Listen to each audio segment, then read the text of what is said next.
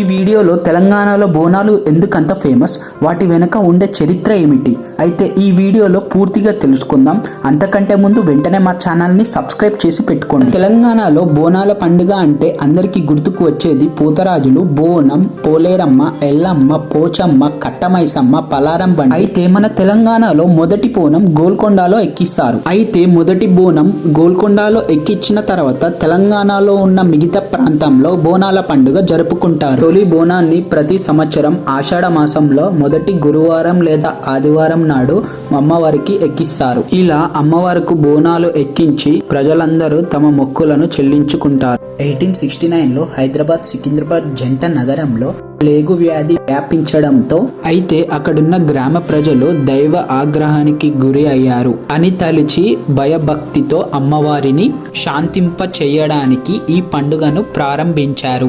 1908 మూసీ నది ఉప్పొంగింది.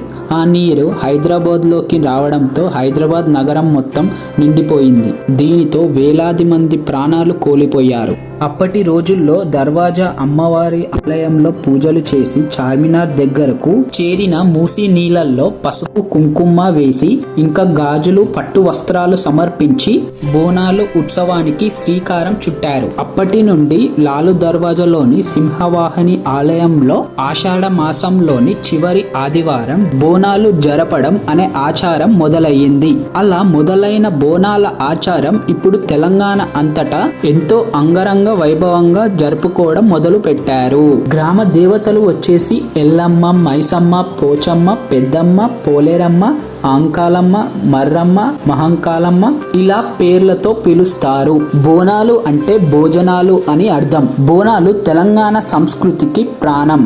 కుండకి సున్నం రాసి దానికి పసుపు కుంకుమాలతో అందంగా అలంకరించి ఆ కుండలో వేప తోరణాలు పెట్టి దానిపైన దీపాన్ని వెలిగిస్తారు. కుండలోని భోజనాన్ని మహిళలు తమ చేతులతో స్వయంగా అమ్మవారి కోసం తయారు చేస్తారు. అయితే ఆ భోజనానికి కావాల్సిన పదార్థాలు బియ్యం, పాలు, పెరుగు. ఈ వండిన భోజనాన్ని కుండలో పెట్టి వేప తోరణాలు చుట్టి దానిపైన దీపం పెడతారు. బోనం ఎత్తుకొని ఇంటి బయటకు వచ్చిన తర్వాత ఆ మహిళ ఒక్క భర్త అమ్మవారిని శాంతింప చేయడానికి సాకని తమ మహిళ కాళ్ళపై పోస్తాడు.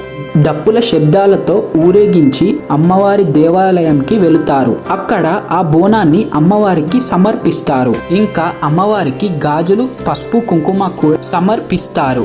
600 ఏండ్ల క్రితం పల్లవులు పాలించిన కాలం నుండి బోనాలు చేయడం మొదలయ్యింది.